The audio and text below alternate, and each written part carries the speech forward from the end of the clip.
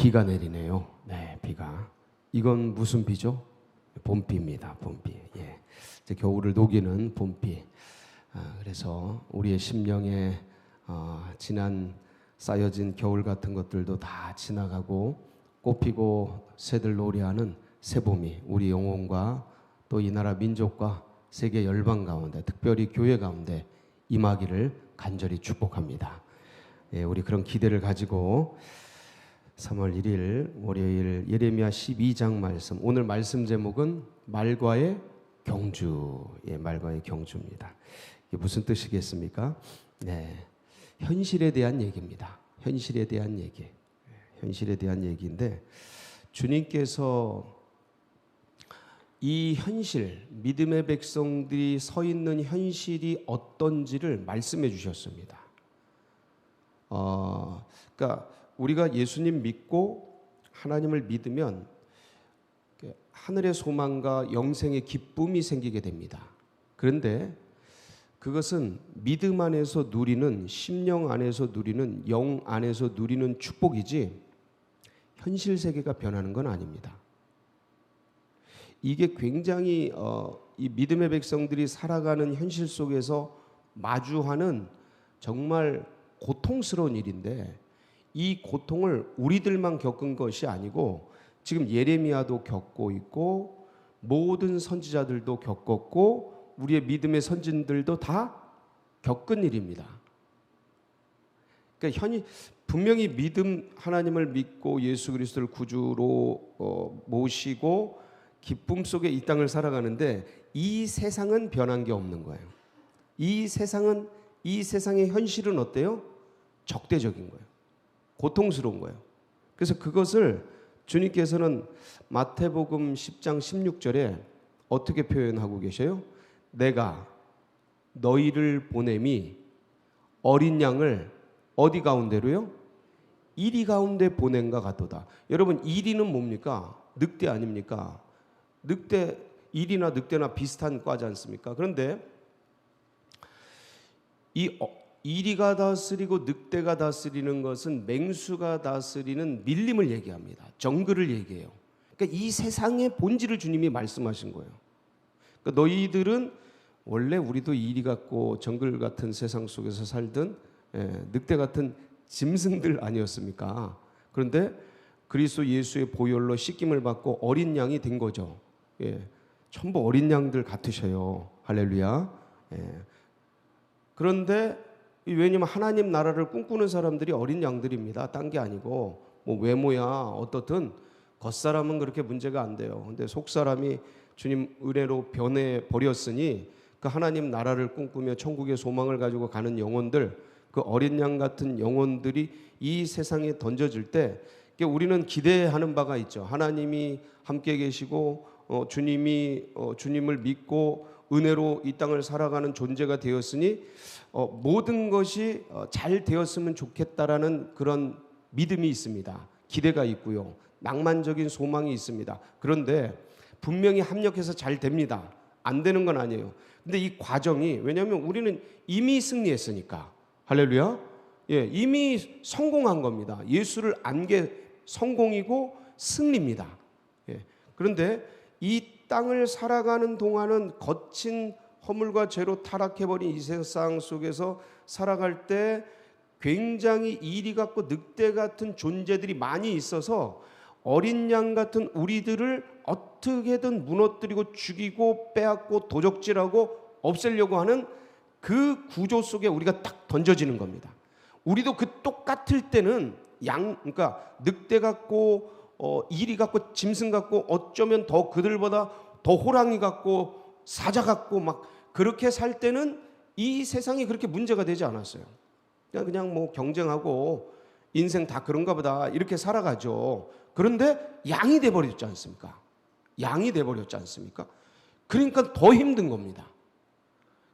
비슷하면 느끼는 체감이 같은 늑대끼리 싸우고 물고 그냥 피 터지게 경쟁하고 아웅다웅하면서 이 세상 사라질 것이지만 진짜 있는 것 같이 쫓아가면서 그거 더 쥐려고 싸우면서 에너지 소비하고 마지막에는 후회하고 이게 뭔가 이런 어떤 충격이 있겠지만 그 과정 속에서는 그걸 따먹는, 이 세상의 그 열매를 따먹는 기쁨과 소망과 거기에 취한 그것 때문에 피 흘리는지 싸우면서 물어뜯는지 그거 별로 신경 안 쓰지 않습니까?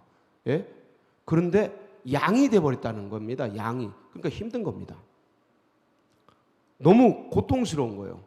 예. 나 쟤네보다 더 잘 속일 수 있었는데, 나 쟤네보다 더 뭐 후려치기 더 잘할 수 있었는데, 아니면 쟤네보다 더 좋은 나쁜 방법들 다 알고 있는데, 근데 그거를 고민해야 되는 거예요. 우리 양이 돼가지고는 이거 아는데 하나님은 쓰지 말라 그러니 고민되는 겁니다. 한 번 더 고민되고, 아니 이 녀석이 뺨 때리면 난 주먹으로 날릴 수 있는데 이 비유죠. 이거 고민해야 되고, 경제적으로, 정치적으로, 관계적으로 더 악하게 할 수 있는데, 전에 더 셌는데, 예? 이거를 써야 되냐 말아야 되냐 고민하는 거예요. 왜? 양이 돼 버렸으니까요.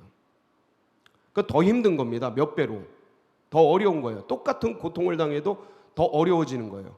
그러니까 늘 이 고민을 하는 거예요. 예레미야의 이 고민. 주님, 의인들이 왜 고난을 받습니까? 반면에 왜 악인들은 형통한 것 같습니까? 악인의 형통과 의인의 고통. 우리는 그렇게 안 배웠지 않습니까? 의인은 형통하고 악인들이 고통받는 그런 것을 배우고 익히고 그리고 기대하고 소망하면서 가는 거 아닙니까? 이 세상. 근데 현실은 거꾸로인 겁니다. 지금도 보세요. 교회가 왜 핍박당합니까? 교회가 왜 고난당합니까?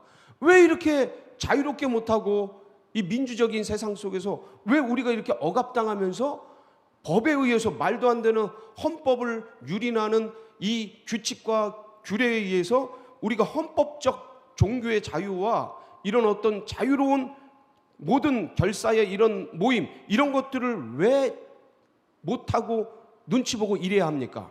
뭐 때문에? 조직을 한 거죠. 이미 그렇게 눈치 보고 5호 담당제처럼 그것들을 자유롭게 의지적으로 결정하고 그렇게 하지 못하도록 이미 그것들을 다 조직화한 거죠. 그러니까 너무 괴로운 거예요. 교회가 고통당하고 교회가 어려움을 당하고, 상대적인 겁니다. 제가 말씀드리는 건 절대적인 기준 속에서 똑같이 하면 예스 오케이. 니네도 그렇게 하고 우리도 그렇게 하고 모두가 그렇게 하면, 그 특수한 상황 속에서 모두가 동일하게 하면 예스 오케이. 근데 그게 아니지 않습니까? 표적처럼. 예?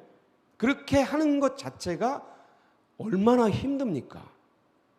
고통스럽습니까? 괴롭습니까? 근데 이건 아무것도 아니죠. 그들은 잘 먹고 잘 살고 모든 걸 다 하는 것 같고, 예를 든다면 그렇다는 겁니다.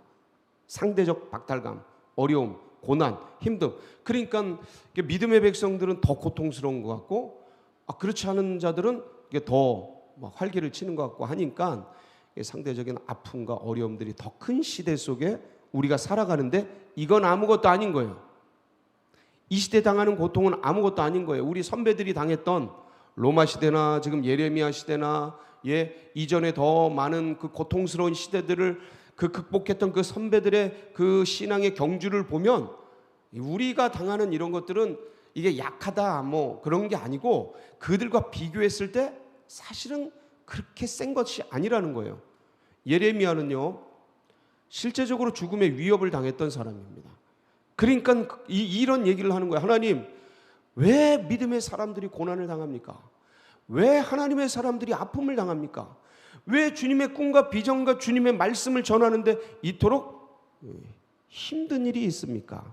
그게 1절부터 4절 내용입니다. 의인의 고통. 그리고 주님이 5절, 6절로 대답을 하시는 거예요. 대답. 한번 보시겠습니다. 1절 시작. 여호와여, 내가 주와 변론할 때에는 주께서 의로우시니이다. 그러나 내가 주께 질문하옵나니 악한 자의 길이 형통하며 반역한 자가 다 평안함은 무슨 까닭이니까? 주님, 의로우신 주님, 그렇지만 제가 주님께 질문합니다. 왜? 현실에 아픔이 있으니까. 악한 자가 형통하고 반역한 자가 평안한 것은 무슨 일입니까? 여러분도 질문하고 싶지 않습니까? 주님, 교회가 왜 이렇게 아파야 합니까? 주님, 선교사들이 왜 이렇게 고통당해야 합니까? 주님, 우리의 생애가 왜 이렇게 힘들어야 합니까? 열어주시고 형통하게 해주셔야지 왜 이렇게 고통스럽고 아픕니까? 그 다음에 이제 쭉 계속되는 겁니다. 2절, 주께서 그들을 심으시고, 이제 악한 자들이에요. 그들이 뿌리를 박히고 장성의 열매를 맺었거늘 그들의 입은 주께 가까우나 말은 주님 찬양한다 하지만 마음은 멀어서 주의 백성들을 어렵게 하고 고통스럽게 합니다. 이런 겁니다. 3절, 여호와여 주께서 나를 아시고 나를 보시며 내 마음이 주를 향하여 어떠함을 감찰하시오니, 주님이 내 정직함과 내 의로움을 아시지 않습니까? 이 소리. 그런데 양을 잡으려고 끌어낸 같이 그들을 끌어내시되 죽일 날을 위하여 그들을 구별하옵소서. 주님, 그들을 멸망시켜 주십시오. 이런 얘기입니다. 그들을 죽여 주십시오. 뭐 이런 얘기예요. 4절, 언제까지 이 땅이 슬퍼하며 온 지방의 채소가 마르리이까? 짐승과 새들도 멸절하게 되었사오니 이는 이 땅 주민이 악하여 스스로 말하기를 그가 우리의 나중 일을 보지 못하리라 함이니이다 하면서 그들의 멸절과 멸망을 구하는 겁니다. 자, 그랬더니 예레미야의 이 심중에 지금 4절까지의 고백은 뭐냐면 현실이 너무 이해가 안 되는 거예요. 여러분은 현실이 이해가 됩니까? 그러니까 우리가 믿음으로 보니까 이게 넘길만 하지, 이걸 그냥 믿음이 없이 이 땅을 본다면 저는 진짜 이해가 안 가는 게 너무 많아요. 단적인 예로 저희 아버지가 일평생 일을 하셨어요. 일평생 일을 하셨는데 일평생 찢어지게 가난했어요. 전 이게 너무 의문이었습니다. 그래서 자본주의를 연구했어요. 그러니까 이게 너무 의문이었어요. 어떻게 한 사람이 일평생 일을 했는데 일평생 가난할까? 이게 무슨 모순일까? 어떤 이유일까? 근데 우리 아버지만, 우리 집안만 그런 게 아니고 그 동네가 전부 그래. 전부 이게 이해가 안 되는 겁니다. 이런 이해 안 되는 게 한두 가지입니까? 여러분, 참 성실하게 신실하게 그 자리에 갔어도 그런 사람 한 방에 무너지는 걸 우리가 많이 봅니다. 도대체 이게 뭘까? 저런 분들이 성공해야 되지 않을까? 이런, 야, 저런 사람은 저거 잘라내야 되지 않나? 뭐 이런 것들, 이런 것들이 한두 가지가 아니에요. 이게 세상에서만 그렇게 돼도 좋은데 우리 믿음의 세계 속에서도 그런 일들이 허다합니다. 여러분들도 많이 보실 겁니다. 그런 이해할 수 없는 일들이 많은 거예요. 그러니까 답답하죠. 곤란하죠. 어렵죠. 그래서 이런 의문들이 막 생겨요. 주님 뭐 하고 계시나? 주님 저런 것들 막 나오네요, 그냥. 예? 저런 사람들 가만두시지 않고, 아니, 저거 없애지 않고 뭐 하시나? 이런 얘기, 속마음들이 일어날 때가 있는 겁니다. 세상을 살아가면서. 예레미야가 지금 그런 거예요. 너무 그런 현실들이 막 펼쳐지니까 괴로운 거예요. 그런데 주님의 대답이 기가 막힙니다. 주님의 대답. 5절 6절입니다. 예. 자, 한번 보겠습니다. 만일 네가 보행자와 함께 달려도 피곤하면 어찌 능히 말과 경주하겠느냐. 이게 이제 한 번, 두 번, 세 번 같은 말을 비슷한 거를 계속 얘기하십니다. 6절까지 같은 내용이에요. 이게 자, 보행자와 피곤하면 어찌 말과 경주하겠느냐. 네가 평안한 땅에서 무사하려니와 요단강물이 넘칠 때 어찌하겠느냐. 네 형제와 아버지가 너를 속이며 내 뒤에서 크게 외치나 그들이 내게 좋은 말을 회유의 말을 할지라도 너는 믿지 말지니라. 이게 세 가지가 같은 현실 속에서 지금 얘기를 하는 건데 주님이 뭐라고 이제 말씀을 하시냐면 정확하게 대답을 하지 않으시고, 그러니까 주님 왜 악인들이 형통하고 의인들이 고통을 당합니까? 이 현실이 도대체 왜 이렇습니까? 라고 질문하니까 주님의 대답이 네가 보행자와 달리기를 하면서 피곤하다면 말하고는 어떻게 경주할 거냐? 이게 달리 해석하면 아들아, 딸아, 지금 힘들지. 그런데 네가 있는 세상은 정글이야. 네가 있는 세계 현실은 원래 밀림이야. 너 그거 몰랐어? 너 그 속에서 살았던 존재잖아. 네가 어떻게 그거 모를 수가 있어?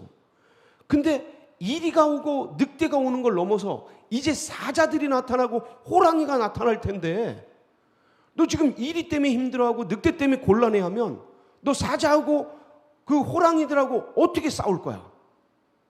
라고 물으시는 거예요. 거꾸로 물으시는 거예요. 그러면서 뒤에 하나님께서 이 땅을 어떻게 심판하고 징계하실지를 쫙 말씀하시는 겁니다. 내가 이 땅을 이렇게 심판할 거다.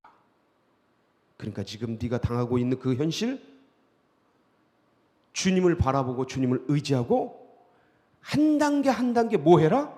이겨내거라. 힘을 내거라. 이 말씀이에요. 여러분, 이 세상을 살아가면서 호랑이 같고 짐승 같은 사자 같은 그런 것들이 얼마나 우리 현실 속에 많이 튀어나옵니까? 어떤 분들은 그 사자가 그게 건강 문제일 수도 있어요. 어느 날 튀어나온 호랑이같이 내 목을 무는 그런 짐승일 수도 있어요. 그게 자녀 문제일 수도 있고요. 경제 문제일 수도 있어요. 어느 날 다가와서 우리의 심장을 콱 물어버리고. 예? 근데 그거 하고 어떻게 싸울래? 라고 물으시는 겁니다. 여러분, 우리는 뭐로 싸웁니까? 어린 양은 뭐로 싸워요? 어린 양은 무기가 없습니다. 여러분, 무기가 어디 있어요? 자체적인 무기가 어디 있습니까? 그 호랑이에 대항해서 싸울 무기가 어디 있어요? 그런데 놀라운 파워가 있어요. 주님이 주신. 내가 너희를 보냄이 어린 양을 이리 가운데 보낸 것 같으니 너희는 뱀같이 지혜롭고 비둘기같이 순기고.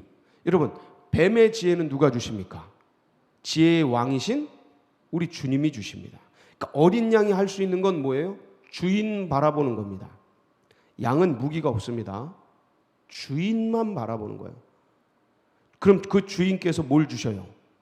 지혜를 주셔요. 그러니까 뱀의 지혜가 뭘까? 그 위기를 넘고 오히려 그들을 물리칠 수 있는 엄청난 능력인데 그 능력이 어디로부터 올까? 양 자체는 없어요. 외부에서 오는 거죠. 그 외부의 힘이 누구십니까? 예수 그리스도께서 지혜를 주십니다. 그래서 시편에는 이 똑같은 예레미야의 고민을 했던 시인이 있는데 우리 1절에서 3절 말씀 한번 보실까요? 시편 1절에서 3절 73편 시작.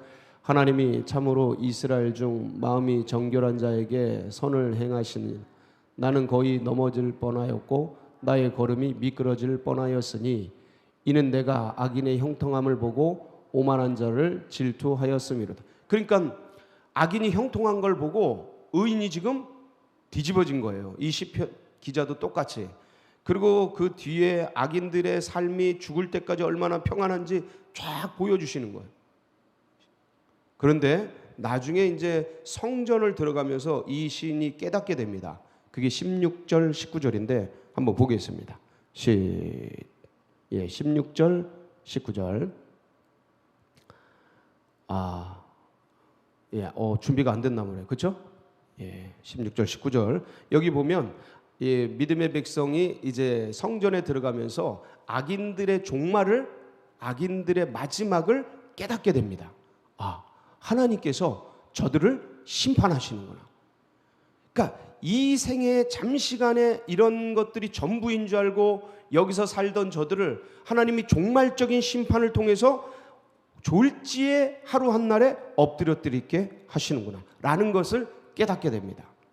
그래서 하나님의 놀라운 은혜를 찬양하면서 하나님을 가까이 하는 것, 이 현실 속에서 하나님을 가까이 하는 것이 내게 복이니이다 하면서 고백하면서 마무리 짓는 시편의 이야기인데, 그래서 우리는 지금 비록 이 현실 속에서는 공중권세 잡은 원수마귀가 이리와 늑대처럼 호랑이처럼 사자처럼 양을 공격하는 듯이 있지만 우리는 그러한 세계 속에서 뱀같이 지혜롭고 비둘같이 순결하게 이 모든 것을 주님을 바라보면서 이겨가는 주의 백성들이 되시기를 주의 이름으로 축원합니다. 그 현실을 모세, 히브리 기자도 모세의 얘기를 하면서 똑같이 기록을 했습니다. 히브리서 11장 24절로 26절 말씀인데 보시겠습니다. 시작. 믿음으로 모세는 장성하여 바로의 공주의 아들이라 칭함받기를 거절하고 도리어 하나님의 백성과 함께 고난받기를 잠시 죄악의 낙을 누리는 것보다 더 좋아하고 그리스도를 위하여 받는 수모를 애굽의 모든 보화보다 더 큰 재물로 여겼으니 이는 상 주심을 바라봄이라. 할렐루야. 마지막 최후 승리는 누가 주십니까? 우리 주님이셔요. 마지막 최고의 면류관의 그 상 누가 주십니까? 주님이십니다. 그래서 이 현실을 바라보면서 우리가 이 현실 속에 주님 나라가 임하길 위하여 중보기도 하고 간구하며 나아가지만 그런 이 현실이 변하지 않는 것 때문에 여러분 너무 힘들어하지 마세요. 그건 누가 하시는 겁니까? 하나님이 하시는 거예요. 주님이 하시는 겁니다. 그러니까 그 날들을 지금 우리가 안 변한다고 이 세계가 안 변하는 거 아닙니다. 주님이 반드시 변화시킵니다. 왜냐하면 최후 승리는 주님이 오심으로 이루어지기 때문에 그날은 이미 예비되어 있는 겁니다. 그러니까 우리가 지금 여기서 기도하고 노력하고 복음을 전하고 선교를 하고 개척하고 목회를 하고 이 영혼들을 돌보고 셀을 돌보고 성도들을 훈육하고 양육하고 애를 쓰고 전도하고 하지만 그게 열매가 없는 것 같고 변함이 없는 것 같고 이 세상은 오히려 더 악해지는 것 같고 더 세지는 것 같고 그래서 어느 때는 낙심이 들고 무력감이 든다고요. 근데 그럴 필요가 없다라는 거예요. 왜냐하면 우리는 씨를 뿌리는 자지 우리는 하나님의 놀라운 세계를 바라보면서 지금 소망의 씨를 뿌리는 자들이지 누가 열매 맺게 하십니까? 주님이 열매 맺게 하셔요. 반드시 열매 맺게 하십니다. 그리고 주님이 승리하게 하십니다. 현실은 잠시 고될 수 있어요. 그런데 죄악의 낙서를 누리는 이 현실보다 하나님께서 주시는 그 상 주심을 바라보면서 지금의 이 어려운 시기를 넉넉하게 승리하면서 말과의 경주조차 이겨내는 믿음의 백성들이 다 되시기를 주의 이름으로 축원합니다. 같이 기도하시겠습니다.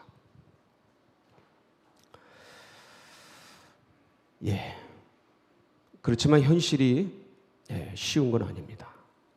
쉬운 건 아니에요. 그래서 우리가 기도합니다. 우리의 감정, 우리의 상황 이런 것들이 우리를 누르기 때문에 우리는 영으로 이기기 위해서 기도합니다. 그래서 이런 믿음의 역사들이 다음 세대들에게도 흘러가고 새 가족들의 가슴 속에 새겨지도록 위해서 기도해 주시고 우리 교회가 이 나라 민족과 세계 열방, 민족 복음화와 세계 복음화, 지역 복음화를 잘 이루어 드려서 우리 주님을 기쁘시게 하고 주님의 마음을 시원케 하고 꿈을 이루어 드리는 비전을 이루어 드리는 그런 마중물 교회 되도록 위해서 기도해 주시고 하나님이 이 한 달 동안 또 우리 가족과 또 나아가는 앞길과 교회와 이 민족 위에 하나님의 은혜를 부어 주시옵소서. 우리 주여 한번 부르짖고 다 같이 기도하며 나갑니다. 부르짖습니다. 주여